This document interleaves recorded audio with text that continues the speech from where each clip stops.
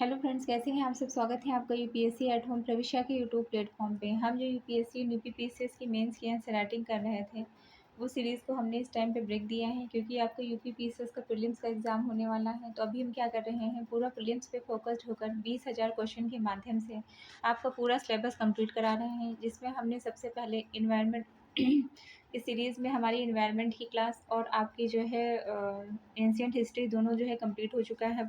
जिसने नहीं देखा है, मैं प्लेलिस्ट में जाके देख सकते हैं। और इसी के साथ-साथ आपकी ज्योग्राफी की क्लास चल रही है। ज्योग्राफी में हमने सबसे पहले इंडियन ज्योग्राफी स्टार्ट किया है। जैसे ही आपका इंडियन ज्योग्राफी कंप्लीट होता है, हम वर्ल्ड ज्योग्राफी कंप्लीट कराएँगे। साइंस में सबसे पहले बायो चल रहा है। आपका जैसे ही बायो क्लास कंप्लीट होती है, हम उसके बाद में फिजिक्स और केमिस्ट्री को लेके आएँगे। पॉलिटी क्लास भी साथ में चल रही है। आप लोग हमारे कमेंट सेक्शन में ज़रूर बताइए कि आप लोगों को ये सीरीज़ कैसी लग रही है, आपको उससे कितना बेनिफिट मिल रहा है। तो अभी तक जो है हमने इसमें कितने क्वेश्चन कर लिए हैं, 400 क्वेश्चन कर लिए हैं। चैप्टर जो था बायो का, जो कि चैप्टर काफ़ी बड़ा था, इसलिए हमने उसको नेक्स्ट पार्ट मतलब दूसरी वीडियो इसकी बनाई है। तो आज का जो क्वेश्चन है इसको हम देखेंगे। निम्नलिखित युग्मों में से हमारी डेली की जो है टोटल 4 वीडियो आती हैं। जो भी बच्चे देख रहे हैं, एक वीडियो जो देख रहे हैं उसको जो है आप चारों वीडियो को देखेंगे तो आपको ज़्यादा फ़ायदा मिलेगा। क्योंकि डेली का जो है 2 घंटे का जो है कंटेंट तो मेरा रहता ही है। मतलब पूरा जो है 2 घंटे का जो है कंटेंट पूरा रहता है। 30-30 मिनट की 4 वीडियो रहती हैं। क्वेश्चन क्या है, निम्नलिखित युग्मों में से कौन-सा सही सुमेलित नहीं है? निम्नलिखित युग्मों में से कौन-सा सही सुमेलित नहीं है? इसके अंतर्गत रोग दिया हुआ है, उसका लाक्षणिक जो है उसका लाक्षणिक परीक्षण दिया हुआ है। अरक्तता का संबंध जो है हीमोग्लोबिन के जो है प्रतिशत से है। हीमोग्लोबिन जो है कम हो जाता है तो कौन-सी स्थिति होती है? अरक्तता हो जाती है। फिर क्या है, उदक उदक में या रक्त शर्करा से संबंधित नहीं है। हृदय रोग का संबंध वसा रूपरेखा, वृक्क रोग संबंधित है सीरम जो है क्रिएटिनिन से। रक्त शर्करा सही सुमेलित नहीं है। उदक रोग का अग्नाशय या रक्त शर्करा से कोई संबंध नहीं होता है। यह एक असामान्य विकार है जो शरीर में तरल पदार्थों के असंतुलन का कारण बनता है। यह एंटी डायट्यूरिक हार्मोन एडीएच की कमी के कारण होता है जो निर्जलीकरण को रोकता है। नेक्स्ट क्वेश्चन हम देखेंगे, मनुष्य में टाइफाइड ज्वर का कारक है। मनुष्य में टाइफाइड ज्वर का कारक क्या है? बैक्टीरिया है। मनुष्य में टाइफाइड ज्वर का कारक है बैक्टीरिया। मनुष्य में टाइफाइड ज्वर का कारक क्या है? बैक्टीरिया है। यह बीमारी साल्मोनेला टाइफोसा नामक बैक्टीरिया के कारण होता है। टाइफाइड पाचन तंत्र और रक्त में बैक्टीरिया के इन्फेक्शन की वजह से होता है। क्वेश्चन क्या है, मनुष्य में टाइफाइड ज्वर का कारक है। टाइफाइड ज्वर का कारक क्या है? बैक्टीरिया है। मनुष्य में टाइफाइड ज्वर का कारक बैक्टीरिया है। यह बीमारी साल्मोनेला टाइफोसा नामक बैक्टीरिया के कारण होती है। टाइफाइड पाचन तंत्र और रक्त में बैक्टीरिया के इन्फेक्शन की वजह से होता है।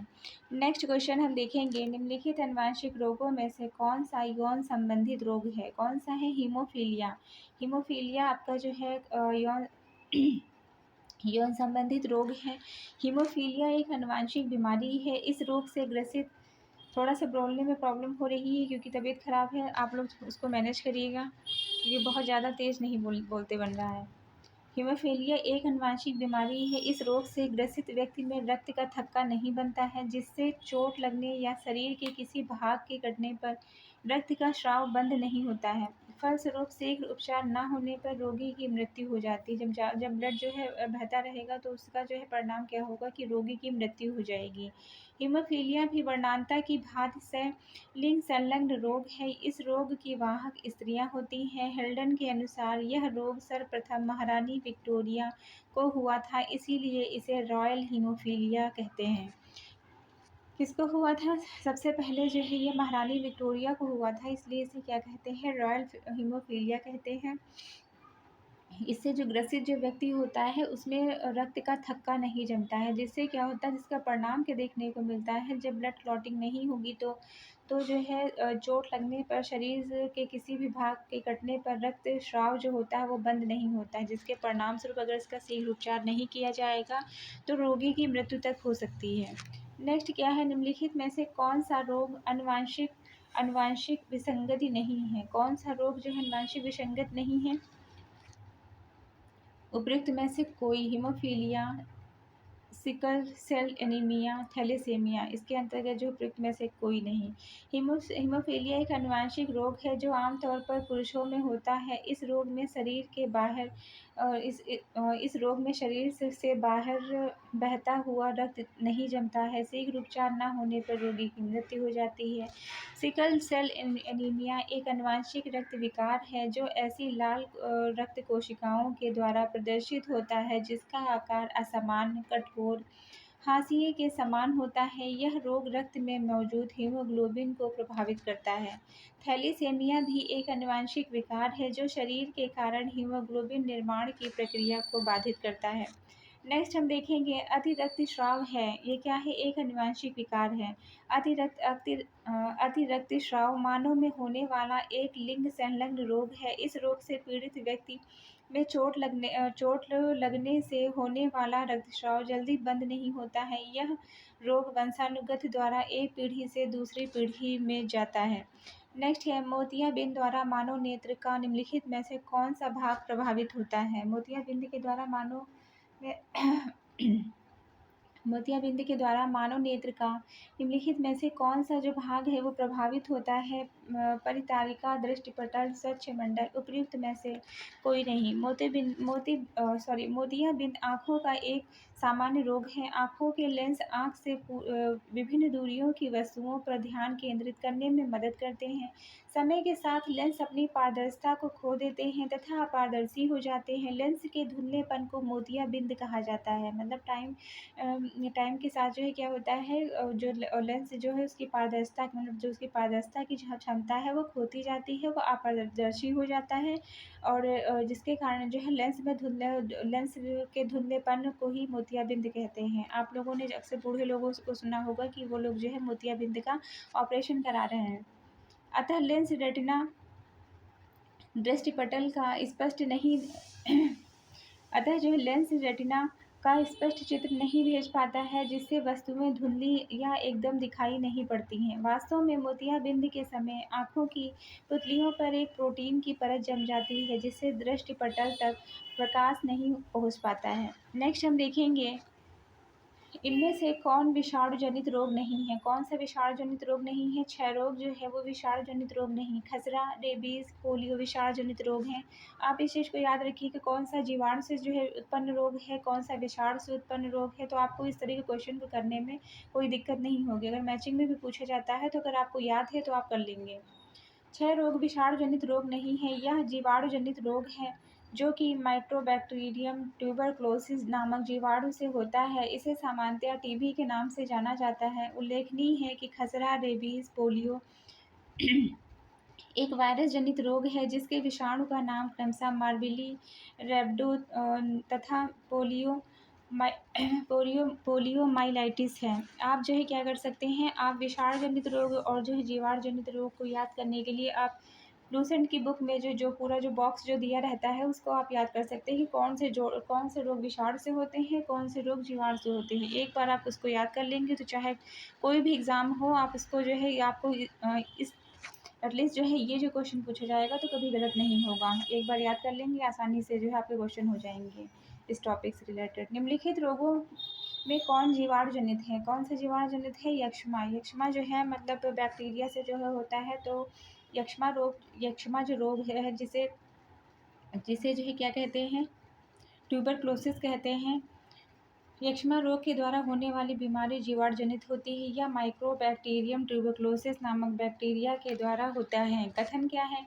कथन है कि भारत में 6 रोग से अन्य किसी बीमारी की अपेक्षा अधिक वयस्क मरते हैं। कारण है अधिकांश 6 रोगी 15 से लेकर 59 आयु वर्ग के होते हैं। तो कथन और कारण हमने क्या देखा था, जब भी हम कथन और कारण की बात करते हैं तो इसमें जो है क्या देखेंगे कि कथन और कारण में जो भी तथ्य दिए हुए हैं वो सही हैं कि नहीं हैं।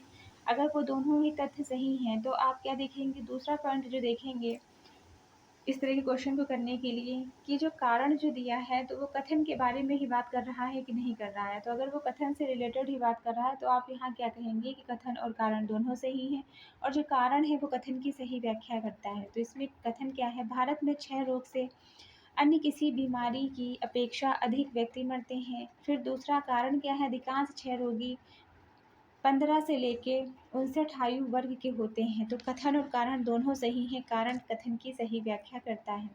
क्षय रोग एक संक्रामक रोग है, इसे माइक्रोबैक्टीरियम ट्यूबरक्लोसिस नामक जीवाणु से होता है। ये इस रोग को यक्ष्मा या काक रोग भी कहते हैं। 1882 में जर्मन वैज्ञानिक रॉबर्ट कोच ने टीबी जीवाणु की खोज की। ये जीवाणु मुंह से मुंह से थूकते समय या चूमने से प्रसारित होते हैं। इसमें रोगी को हल्का ज्वर तथा खांसी आती है, बलगम काफ़ी मात्रा में बढ़ जाता है, थकान एवं कमज़ोरी का अनुभव होता है, बलगम के साथ खून आने लगता है, भूख लगनी बंद हो जाती है। यदि अब भी चिकित्सा न की जाए तो धीरे-धीरे कमज़ोर होकर रोगी की मृत्यु तक हो जाती है।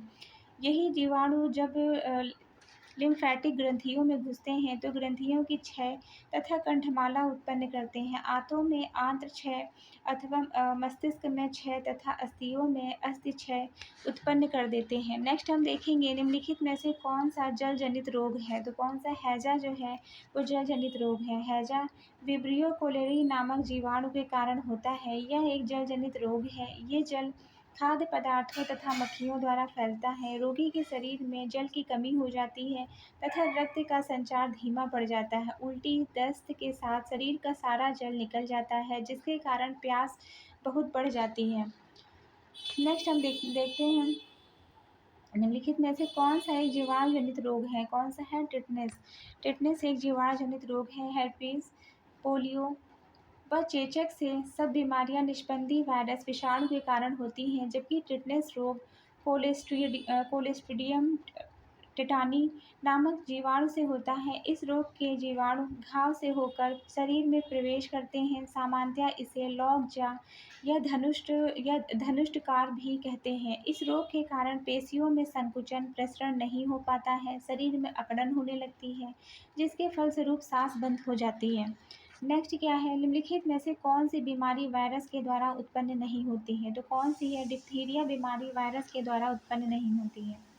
डिप्थीरिया वायरस से उत्पन्न न होकर बैक्टीरिया से होती है। ये बीमारी प्रत्यक्ष संपर्क तथा छोटी-छोटी बूंदों एवं भोजन के द्वारा श्वसन को संक्रमित करते हैं। इससे गले में तकलीफ होना, बुखार होना, उल्टी होना, श्वास लेने में कठिनाई होना समस्याएं होती हैं। यह रोग को कोरिनी बैक्टीरियम डिप्थीरिया नामक जीवाणु से होता है। यह रोग जो है किसके जीवाणु से होता है, कोरिनी बैक्टीरियम डिप्थीरिया नामक जीवाणु से होता है। नेक्स्ट क्या है, निम्नलिखित में से कौन सा एक वायरस के द्वारा होता है। कौन सा हेपेटाइटिस होता है वायरस के द्वारा। डिप्थीरिया, निमोनिया, क्षय रोग, प्लेग, टिटनेस, टाइफाइड, क्लोरेला, कुकुर खांसी, कुष्ठ रोग, गोनोरिया, पेचिस आदि रोग बैक्टीरिया मतलब जीवाणु के द्वारा होते हैं। हेपेटाइटिस, आप इसको यहाँ पे स्क्रीनशॉट लेके आप इसको याद कर सकते हैं। Hepatitis, small pox, chicken pox, जुखाम, mumps sorry mumps, polio, rabies, AIDS आदि रोग वायरस के द्वारा मतलब विषाणु के द्वारा होता है तथा मलेरिया,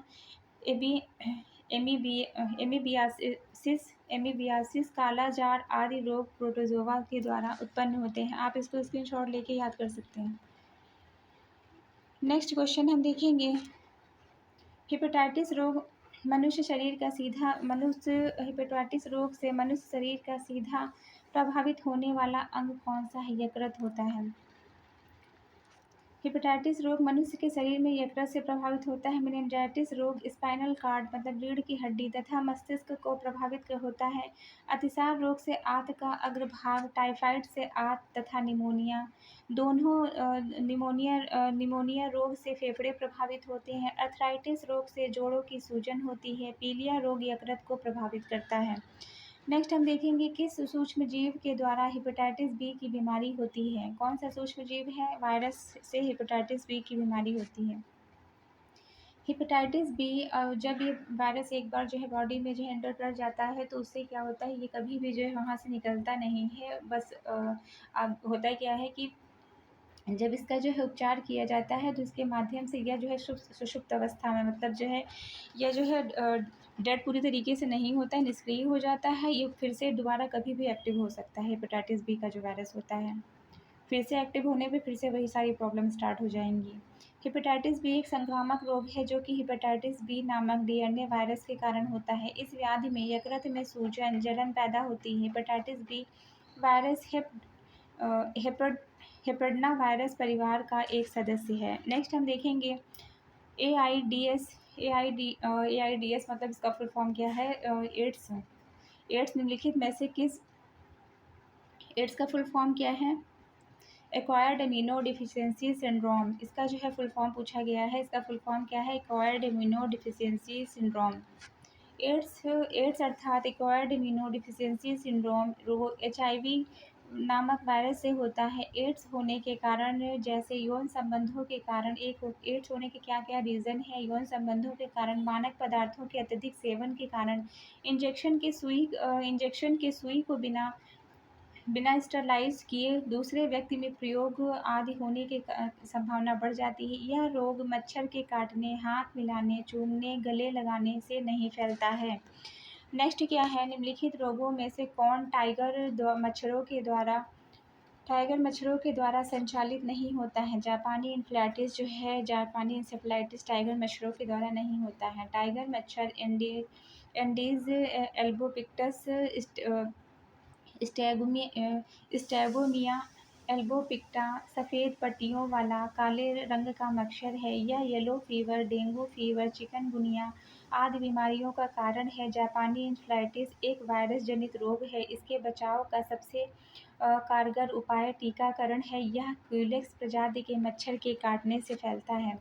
नेक्स्ट हम देखेंगे डेंगू बुखार में मानव शरीर में निम्नलिखित में से किसकी कमी हो जाती है? प्लेटलेट्स की, जब डॉक्टर बोलते हैं कि कीवी खाइए।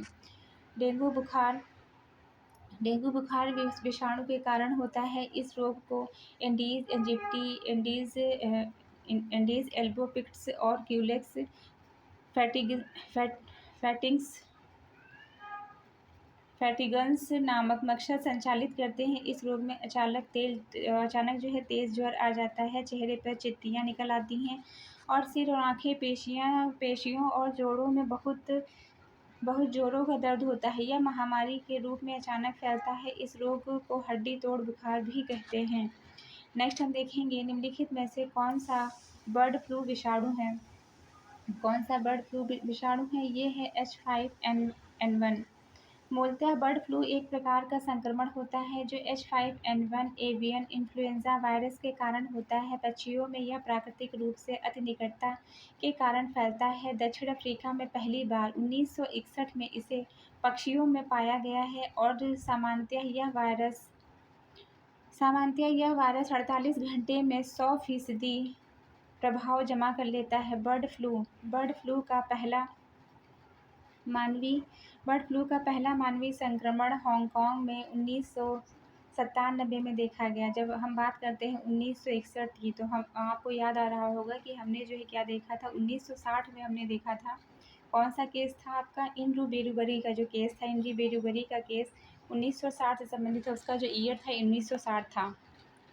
नेक्स्ट क्या है? निम्नलिखित में से निम्न सभी बीमारियों का कारण वायरस होता है सिवाय एक को छोड़कर, जो है कौन सा? आंत ज्वर। पीलिया, इन्फ्लुएंजा, गलसुआ ये सभी बीमारियां वायरस के कारण होती हैं। पीलिया जहां प्रदूषित जल वायरस से होता है, वहीं इन्फ्लुएंजा का संक्रमण होमोफिलिस इन्फ्लुएंजा नामक वायरस से होता है, जिसे फ्लू भी कहते हैं। जबकि गलसुआ मम्प्स वायरस के कारण फैलता है, जिसका संक्रमण मुख्यतः लार ग्रंथियों से होता है। आंत ज्वर साल्मोनेला टाइफोसा नामक जीवाणु से होता है। इसे आंत का बुखार के नाम से जाना जाता है। यह रोग पानी की गंदगी से फैलता है। रोगी की प्लीहा और आंत योजनी ग्रंथियां बढ़ जाती हैं। रोगी को तेज बुखार रहता है और सर दर्द बना रहता है। नेक्स्ट क्या है? निम्नलिखित में से किस रोग का प्रतिजैविक द्वारा निदान नहीं किया जा सकता है?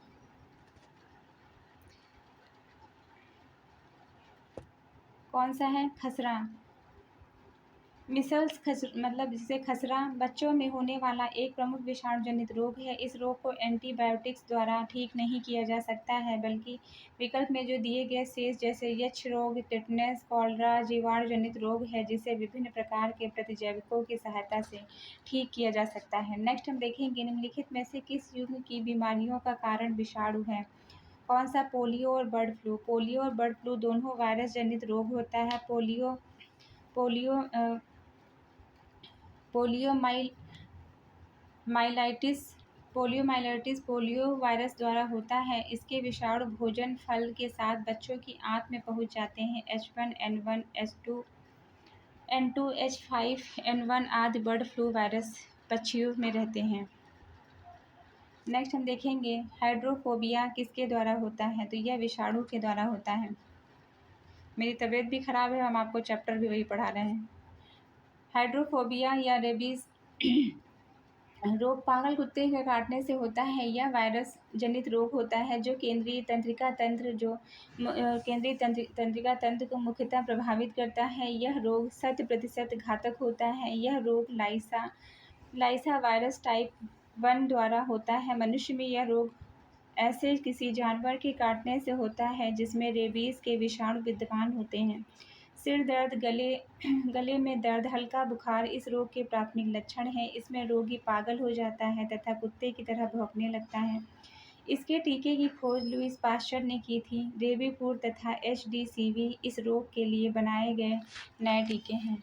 नेक्स्ट हम देखेंगे एड्स के लिए उत्तरदायी विषाणु उदाहरण है रेट्रो विषाणु का। HIV एक तरह के रेट्रो वायरस हैं। RNA के निर्माण के लिए आनुवंशिक सूचनाएं देने वाले वायरस के प्रकार को रेट्रो वायरस कहते हैं। HIV धनात्मक एकत्र रेशे वाले RNA की 2 प्रतियों से मिलकर बना होता है। नेक्स्ट क्वेश्चन है निम्नलिखित में से कौन सा रोग कवक जनित है? तो कौन सा रोग है? गंजापन। गंजापन एक कवक जनित रोग है जो टिनिया कैपिटिस नामक कवक से होता है। एलर्जी एक ऐसी स्थिति होती है जिसमें प्रतिरक्षा प्रणाली बाहरी तत्वों पर असमान प्रतिक्रिया करती है।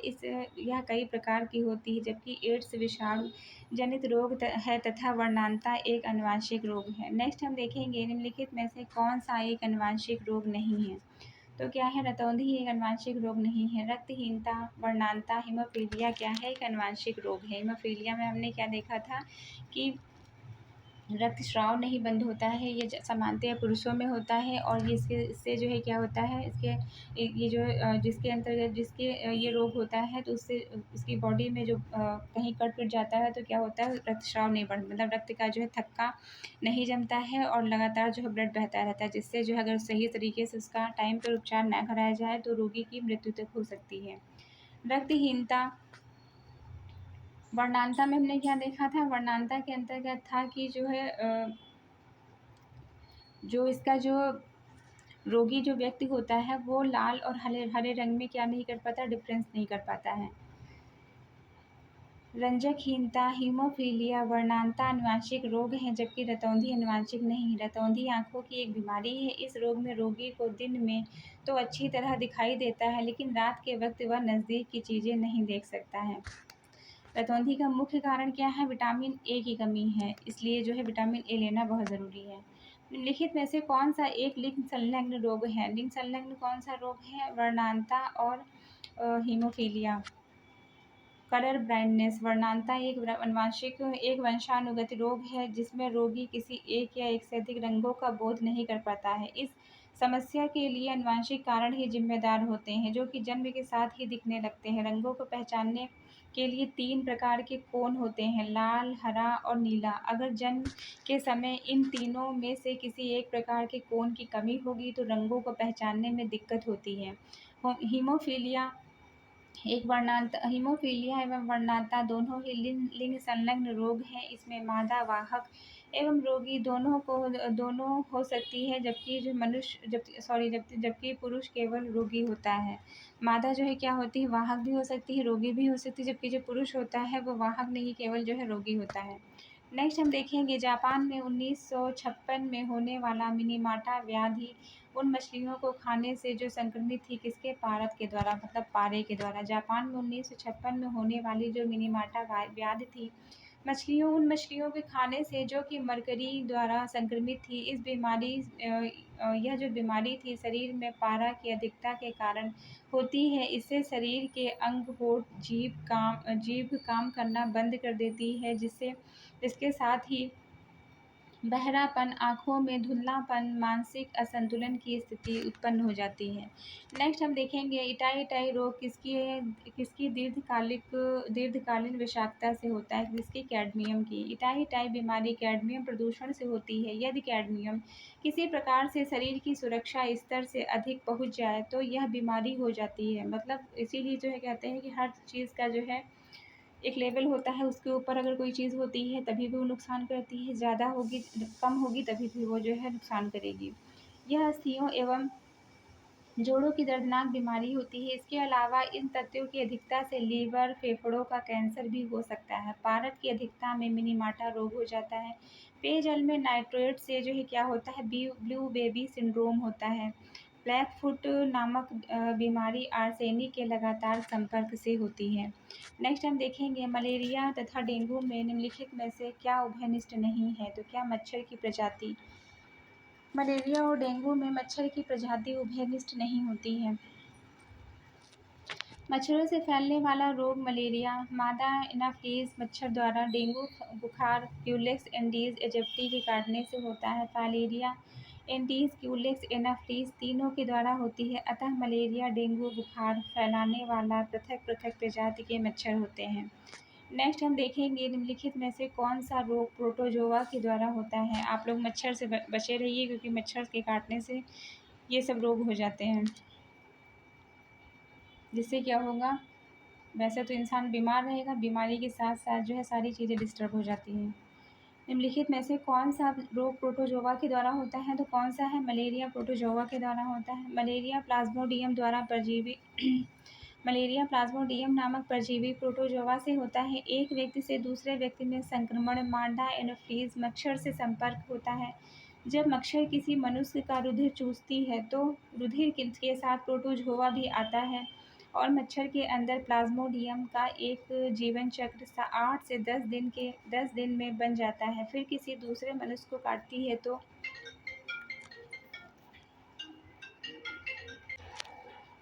तो मानव के शरीर में भी अलैंगिक चक्र होती है। इसमें रुधिर कोशिका प्रभावित होती है। कॉलरा या हैजा एक संक्रामक रोग है जो ब्रिम्बियो कोलेरा नामक जीवाणु द्वारा होता है तथा मक्खियों द्वारा फैलता है। और जो है जॉन्डिस या पीलिया यकृत रोग है, यह वायरस से होता है। नेक्स्ट क्वेश्चन हम देखेंगे भारत में मलेरिया के 65% रोगियों के लिए निम्नलिखित में से कौन सा परजीवी उत्तरदायी है, तो पी वीवैक्स उत्तरदायी है। मलेरिया एक परजीवी के फैलने वाली बीमारी है जो कि प्लाज्मोडियम फाल्सीफेरम प्लाज्मोडियम विवैक्स नामक मच्छर से फैलती है। मच्छरों की 4 प्रमुख प्रजातियां हैं जो मलेरिया फैलाती हैं। इस बीमारी के मुख्य लक्षण हैं कपकपी, सर दर्द और मितली आना। रक्त की सूक्ष्मदर्शी द्वारा इस बीमारी की पहचान होती है। उचित उपचार के बाद अधिकतर मलेरिया पीड़ित रोगी कुछ दिनों में ठीक हो जाते हैं, किंतु यदि फाल्सीफेरम मच्छर के काटे मरीज का ठीक समय से इलाज न किया जाए तो उसकी हालत तेज़ी से बिगड़ने लगती है। भारत में 65% मलेरिया के रोगियों के लिए पी वीवैक्स परजीवी जिम्मेदार है। नेक्स्ट क्वेश्चन है निद्रा रोग स्लीपिंग सिकनेस नामक बीमारी होती है ट्रिपैनोसोमा नामक एक कोशिकीय जीव से। निद्रा रोग स्लीपिंग सिकनेस ट्रिपैनोसोमा नामक प्रोटोजोआ के कारण उत्पन्न होता है। यह एक परजीवी है जो तैसे मक्खियों के शरीर में आश्रय लेता है। इन मक्खियों के काटने से जीवाणु शरीर में प्रवेश कर जाते हैं, जिससे लसिका ग्रंथियां बढ़ जाती हैं और शरीर में दर्द कमजोरी महसूस होती है। रोगी दिन में भी नींद से बोझिल मालूम पड़ता है। इसके उपचार के लिए ट्रिप्सिमाइड की सुई का पूरा कोर्स लेना चाहिए। नेक्स्ट क्या है सेरेब्रल मलेरिया किसके कारण होता है? तो यह होता है प्लाज्मोडियम फाल्सीफेरम के कारण। सेरेब्रल मलेरिया किसके कारण होता है? तो यह होता है प्लाज्मोडियम फाल्सीफेरम के कारण। प्लाज्मोडियम फाल्सीफेरम एक प्रकार का प्रोटोजोआ है जो परजीवी होता है और यह सबसे गंभीर किस्म के मलेरिया के लिए जिम्मेदार होता है। इसके रोगियों में उपचार की कमी से मृत्यु या कोमा की तथा उपचार के पश्चात न्यूरोलॉजिकल क्षति की संभावना बहुत अधिक रहती है। नेक्स्ट क्वेश्चन क्या है? काला जार किसके कारण होता है? तो काला जार होता है लिस्मैनिया डोनोवानी के कारण। किसके कारण? लिस्मैनिया डोनोवाली नामक प्रोटोजोआ के कारण काला जार रोग होता है। इस परजीवी का वाहक बालू मक्खी, सैंड फ्लाई, ट्रिपैनोसोमा गैम्बियस सोने की बीमारी का कारण होता है। ट्राइकोमोनास महिलाओं में यौन संचारित रोग का कारण होता है और जियोडिया छोटी आंत में संक्रमण करता है जिसके परिणाम स्वरूप दस्त और पेट में ऐंठन हो सकती है। तो आज का जो है ये लेक्चर यहीं पे जो है समाप्त करते हैं। इसके बाद की जो आगे के जो क्वेश्चन है आगे वाले क्लास में लेके आएंगे। आप लोगों को ये सीरीज़ कैसी लग रही है हमारे कमेंट सेक्शन में ज़रूर बताइए। तो ऐसे ही पढ़ते रहिए, लाइफ में आगे बढ़ते रहिए, यूपीएससी एट होम प्रविष्या के साथ प्रीलिम्स मेंस प्रैक्टिस करते रहिए। Thank you.